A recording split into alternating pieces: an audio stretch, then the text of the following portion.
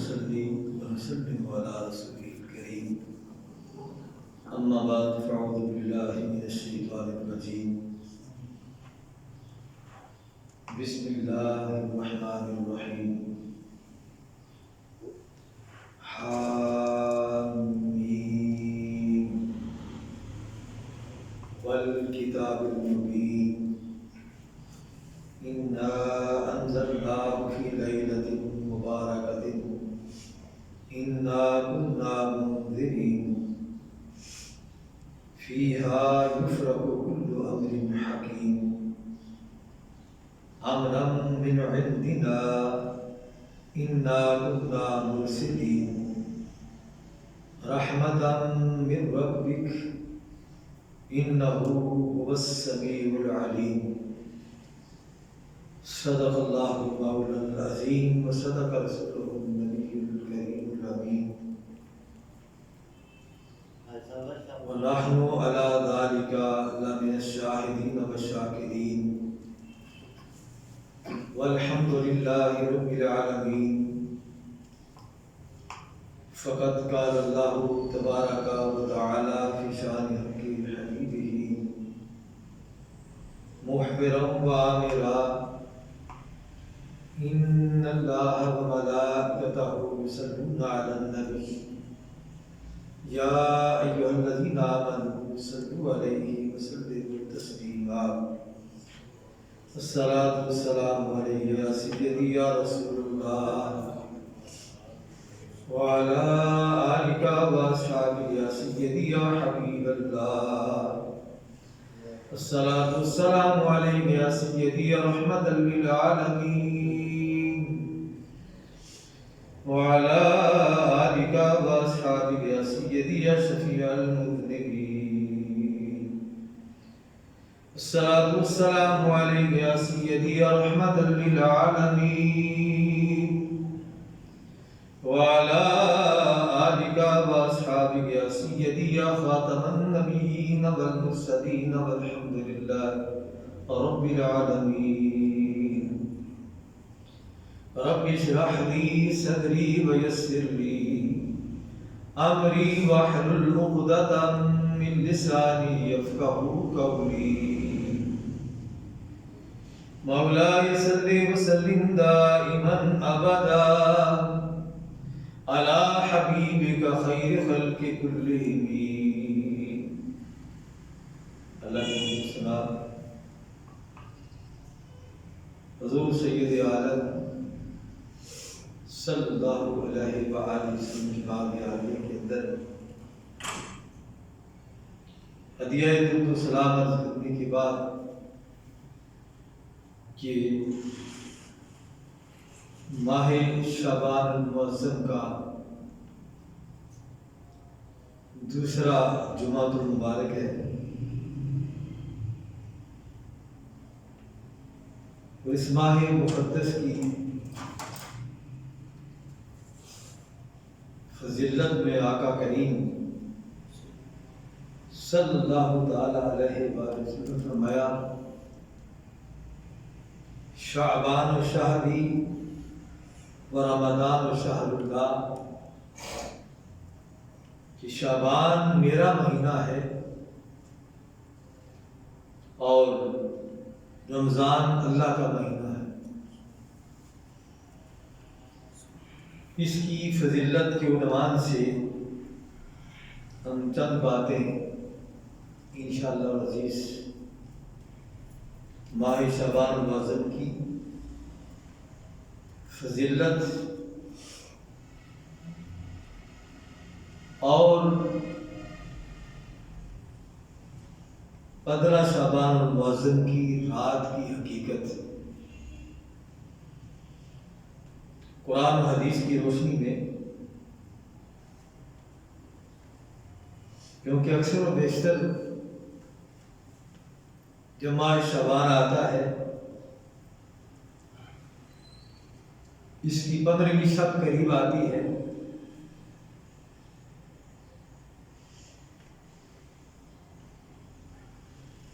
بعض لا علم لوگ جو کیونکہ علم ہو تو پھر کوئی بھی انکاری نہیں ہو سکتا۔ شعبان المعظم کی فضیلت اور شعبان المعظم کی 15ویں شب کی حقیقت سے کوئی بھی اعراض نہیں کر سکتا۔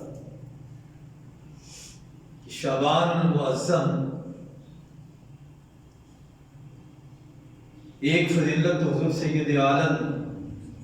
صلی اللہ تعالی علیہ وآلہ وسلم نے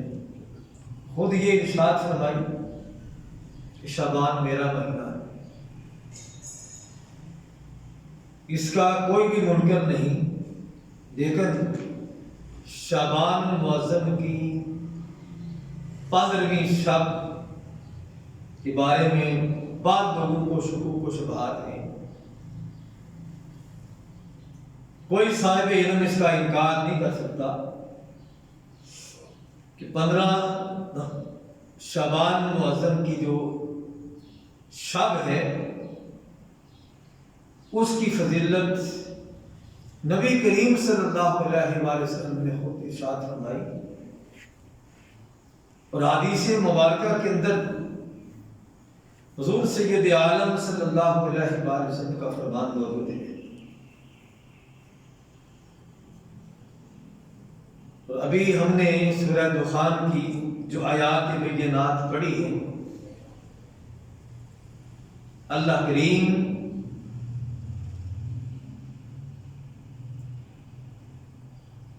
سورہ مقطعات کے، سورہ دخان کے حروف مقطعات کے ان الفاظ سے اس کا آغاز فرما رہا ہے کہ حامیم۔ اس کے بارے میں ہر کوئی جانتا ہے کہ اس کا حقیقی معنی اللہ تعالیٰ اور اس کا رسول ہی بہتر جانتے ہیں، کیونکہ حضور سید عالم صلی اللہ تعالیٰ علیہ وآلہ وسلم جب بھی حروف مقطعات لے کے جبریل حضور کی بارگاہ میں حاضر ہوتے، آقا ارشاد فرماتے، ہمیں سمجھ گیا ان حروف مقطعات کو علماء ربانیین یہ کہتے ہیں کہ یہ اللہ اور مصطفیٰ کے درمیان رات ہیں، جس رات کو اللہ نے مصطفیٰ پہ نازل فرمایا۔ اس لیے نہ آقا کریم صلی اللہ علیہ وآلہ وسلم نے ان کے بارے میں بتایا اور نہ صحابہ نے حضور سید عالم صلی اللہ تعالی علیہ وآلہ وسلم سے ان کے متعلق دریافت کیا۔ ان الفاظ سے آغاز فرما کے رب کائنات والکتاب المبین کے الفاظ سے قسم کھا کے رب کائنات ارشاد فرما رہا ہے کہ واؤ یہاں پہ قسمیہ ہے، قسم ہے اس روشن کتاب کی۔ اب روشن کتاب ہر وہ جانتا ہے کہ یہ قرآن کریم ہے، جس کی طرف اللہ کریم نے اشارہ فرمایا کہ قسم ہے روشن کتاب کی۔ یعنی اس سے پتہ یہ چلتا ہے کہ آگے آنے والی جو بات وہ بڑی اہم ہے، اس لیے رب کائنات اس کتاب کی قسم کھا کے اعلان کر رہا ہے کہ قسم ہے اس روشن کتاب کی، اِنَّا أَنزَلْنَاهُ، یقیناً ہم نے، بے شک ہم نے اتارا ہے اس کو، کس کو؟ اس روشن کتاب قرآن کو، فی لیلۃ، رات میں، کون سی رات؟ مبارکۃ، جو برکت والی ہے،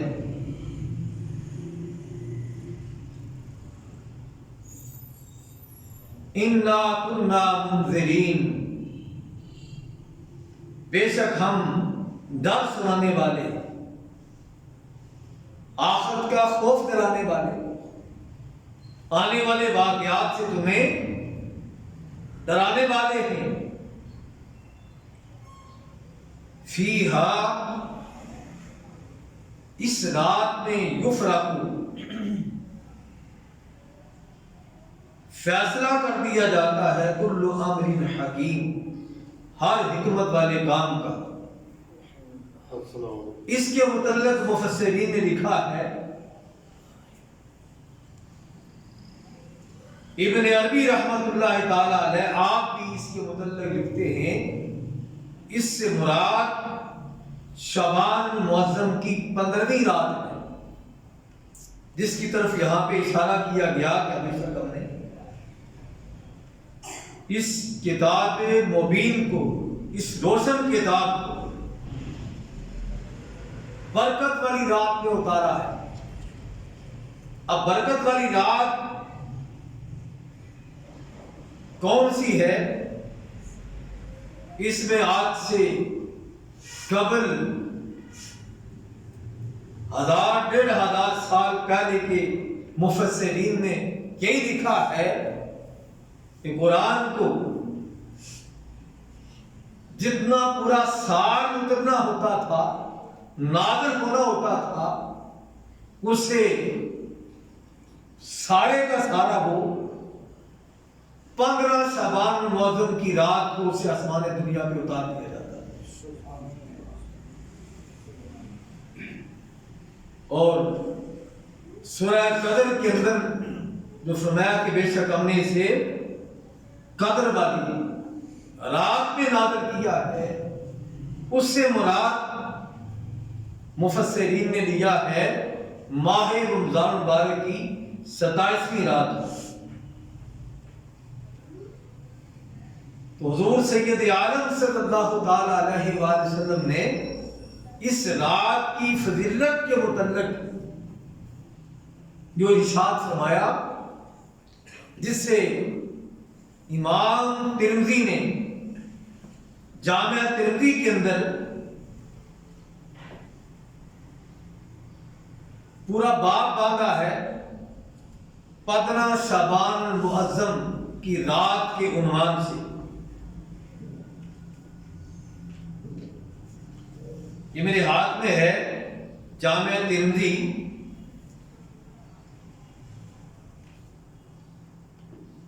اس کی حدیث ہے حدیث نمبر 503، جسے امام ترمذی نے جامعہ ترمذی کے اندر باب رکھا ہے ما جاء فی لیلۃ النصف من شعبان، شعبان کی 15ویں رات۔ اس عنوان سے آپ نے باب باندھا ہے جامعہ ترمذی کے اندر، اور آپ یہ بیان کرتے ہوئے 15 شعبان المعظم کی اس رات کی فضیلت بیان کر رہے ہیں۔ اگر اس کی کوئی اہمیت محدثین کے نزدیک نہ ہوتی تو کوئی بھی محدث اس سے اپنی صحیح کے اندر نقل نہ فرماتا، اپنی جامعہ کے اندر سے نقل نہ فرماتا۔ آپ نے یہ حدیث بیان کی ہے پوری جرح کے ساتھ۔ آپ فرماتے ہیں کہ یہ بیان کرنے والی ام المومنین سیدہ عائشہ صدیقہ رضی اللہ تعالی عنہا ہے۔ وہ لوگ جو یہ کہتے ہیں کہ 15 شعبان کی کوئی حقیقت نہیں، میں یہی کہوں گا کہ وہ جائز ہے، انہوں نے حدیث پڑھی نہیں، ورنہ کوئی عالم دین جو ہے وہ 15 شعبان المعظم کی رات کا انکار نہیں کر سکتا، اس کی فضیلت کا کوئی منکر نہیں ہو سکتا۔ جب حضور سید عالم صلی اللہ تعالی علیہ وآلہ وسلم خود اس کی فضیلت بیان کر رہے ہیں اور ام المومنین سیدہ عائشہ صدیقہ رضی اللہ تعالی عنہا خود بیان کرتی ہیں، آپ فرماتی ہیں کہ ایک رات میں نے آقا کریم صلی اللہ علیہ وآلہ وسلم کو نہ پایا۔ آپ فرماتی ہیں وہ رات نبی کریم صلی اللہ تعالی علیہ وآلہ وسلم کی میرے ہاں تشریف آوری کی رات تھی۔ اس رات نبی کریم رؤوف الرحیم صلی اللہ علیہ وآلہ وسلم میرے ہاں تشریف فرما تھے۔ آپ فرماتی ہیں میں کیا دیکھتی ہوں کہ میں نے آقا کریم صلی اللہ علیہ وآلہ وسلم کو دیکھا، نہ پایا۔ آپ چارپائی پہ تشریف فرما نہیں تھے۔ آپ فرماتی ہیں پھر میں آپ کی تلاش میں نکل پڑی کہ آقا کریم کو تلاش کروں کہ آپ کہاں ہیں۔ آپ فرماتی ہیں حتیٰ کہ میں کیا دیکھتی ہوں، تلاش کرتے کرتے میں جنت البقیع میں پہنچ گئی۔ آپ فرماتی ہیں کہ آقا کریم صلی اللہ علیہ وآلہ وسلم کو میں نے دیکھا کہ آپ جنت البقیع کے اندر ہیں۔ اس سے یہ بھی پتہ چلا کہ 15 شعبان کی رات کو قبرستان پہ جانا یہ بھی نبی کریم صلی اللہ علیہ وآلہ وسلم کی سنت ہے کہ حضور سید عالم صلی اللہ علیہ وآلہ وسلم شعبان کی 15ویں رات کو ام المومنین سیدہ عائشہ صدیقہ فرماتی کہ جب میں نے آپ کو اپنی چارپائی پہ نہ پایا تو میں آپ کی تلاش کے اندر نکلی، حتیٰ کہ میں جنت البقیع میں پہنچ گئی۔ دیکھا تو حضور سید عالم صلی اللہ علیہ وآلہ وسلم جنت البقیع میں تھے۔ فقال اکنتی تخافین، اے عائشہ کیا تجھے اس بات کا ڈر ہوا تھا ان یحیف اللہ علیک ورسولہ؟ اب یہ بات مزید اہل ایمان کے لیے ان کے ایمان کو جلا بخشنے کے لیے کافی ہے کہ عائشہ کیا تجھے ڈر ہوا کہ اللہ تعالیٰ اور اس کا رسول تجھ پر ظلم کریں گے؟ اب بات نبی کریم صلی اللہ علیہ وآلہ وسلم کی ہے۔ آپ حضرت عائشہ کی چارپائی سے غائب ہوئے، آپ جنت البقیع میں گئے اور آپ ام المومنین سے فرما رہے ہیں عائشہ کیا تجھے ڈر تھا اس بات کا اللہ تعالیٰ اور اس کا رسول تجھ پر ظلم کرے گا؟ گئے تو حضور تھے، یہاں پہ ایک سوال بنتا ہے، اللہ تو گیا ہی نہیں تھا، یہ حضور سید عالم تھے، بتا یہ رہے ہیں اللہ کا رسول جو بھی کرتا ہے وہ اللہ تعالیٰ کے حکم سے کرتا ہے۔ اللہ کے رسول کی جو بات ہے وہ فقط اللہ کے رسول کی نہیں بلکہ اللہ کی بات ہے۔ یعنی یہاں آپ صلی اللہ علیہ وآلہ وسلم اپنے فعل کو فعل خدا قرار دے رہے ہیں۔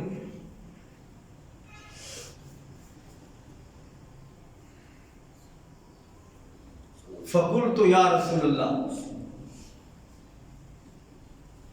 آپ دیکھیں آقا کریم صلی اللہ علیہ وآلہ وسلم نے، صحابہ کرام کا بھی معمول یہ تھا کہ جب حضور سے کوئی بات پوچھتے حضور آگے سے ارشاد فرماتے تو صحابہ کرام عرض کرتے واللہ ورسولہ اعلم۔ جب کوئی بات کو سوال حضور دہراتے صحابہ سے تو صحابہ کا معمول یہ تھا عرض کرتے اللہ اور اللہ کا رسول ہی بہتر جانتے، بات حضور سے ہو رہی ہوتی، لیکن جب حضور فرماتے صحابہ سے وہ شہر مکہ ہی کیوں نہ ہو، وہ ماہ ذی الحج کیوں نہ ہو، وہ 9 ذی الحج کیوں نہ ہو، مصطفیٰ کریم ایک ایک بات صحابہ سے پوچھتے، پتا ہے کہ کل حج کر کے آئے ہیں، 10 ذی الحج ہے، مصطفیٰ پوچھ رہے ہیں، تو صحابہ کرام ہر سوال کے جواب میں یہی عرض کرتے واللہ ورسولہ عالم، یا رسول اللہ، اللہ اللہ کا رسول ہی بہتر جانتے، ہمیں نہیں معلوم، ہر شہر کا پتہ ہے، خبر ہے، جانتے ہیں،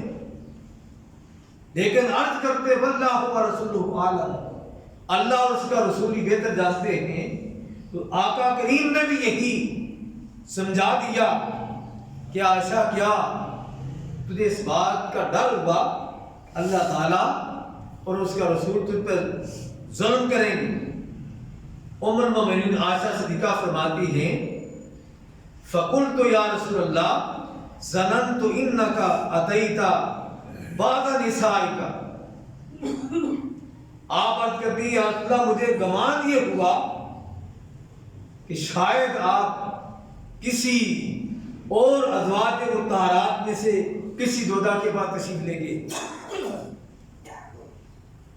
یعنی آپ اپنا وہ خدشہ جو تھا اسے ظاہر کر کے عرض کر رہی ہیں مجھے خیال یہ ہوا کہ آپ کسی اور دودا محترمہ کے بعد تشریف لیں گے۔ اسے ایک اور بات کی خبر ملتی ہے کہ پھر آپ نے تمام ازواج مطہرات کے حجروں کو ٹٹولا ہوگا، تلاش کیا ہوگا، جب کسی حجرہ کے اندر سے آقا کریم نہ ملے تو پھر آپ نے رخ جنت البقیع کی طرف کیا ہوگا، یہ نہیں کہ ڈائریکٹ اب جنت البقیع میں چلی گئی تھی، یعنی آپ کو خدشہ ظاہر کر رہی ہیں۔ اس سے پتہ یہ چلتا ہے کہ پہلے آپ نے تمام ازواج مطہرات کے کمروں کو ٹٹولا، ڈھونڈا، دیکھا کہ آقا موجود نہیں ہے، تو پھر آپ جنت البقیع میں تشریف لے گئے اور دیکھا کہ آقا جنت البقیع کے اندر تشریف فرما ہیں۔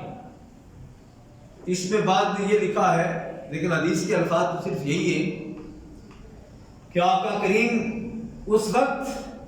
اللہ تعالیٰ کی بارگاہ کے اندر اس قدر مستغرق تھے اللہ کی عبادت میں کہ آپ سے متعدد سوالات ہوئے،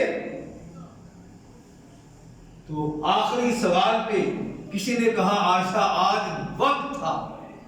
کہ مصطفیٰ سے پوچھ لیتی آپ کون ہیں،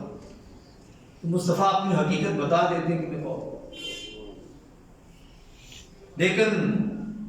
آپ عتباً خاموش رہی۔ حضور سید عالم صلی اللہ علیہ وسلم کی بارگاہ عالیہ کے اندر تب یہ عرض کر چکی یا رسول اللہ مجھے خدشہ یہ تھا کہ آپ کسی اور دوجہ محترمہ کے ہاں تشریف لے گئے۔ آگے فرماتی ہیں فقال ان اللہ تبارک و تعالی ينزل ليلة النصف من شعبان الى سماء الدنیا، آپ فرماتی ہیں کہ آقا کریم صلی اللہ علیہ وآلہ وسلم نے فرمایا عائشہ آج تجھے معلوم ہے کہ کون سی رات ہے؟ اے عائشہ تجھے معلوم ہے آج کون سی رات ہے؟ آج 15 شعبان المعظم کی رات ہے، شعبان کی 15ویں رات ہے، اور تجھے پتا ہے شعبان کی 15ویں رات کی فضیلت اور حقیقت کیا ہے؟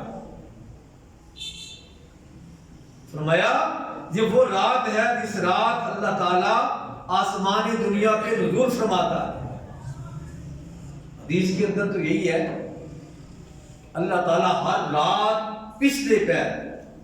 آدھی رات کے بعد اللہ تعالیٰ آسمان دنیا پہ نزول فرماتا ہے۔ ہر رات خوش نصیب ہیں وہ جنہیں رات کا آخری پیر نصیب ہوتا ہے، ساری دنیا سو رہی ہوتی ہے اور وہ اپنے مولا سے باتیں کر رہے ہوتے ہیں۔ وہ وقت ہوتا ہے کہ جب ساری دنیا سوئی ہوئی ہوتی ہے اللہ سے گفتگو کرنے کا، گھر والے بھی سوئے ہوئے، کتنا خوش نصیب ہے وہ انسان جو رات کے آخری پیر میں اٹھتا ہے، اٹھ کے اپنے مولا سے باتیں کرتا ہے۔ یہ الگ بات ہے کہ ہم اس دنیا کے ہیں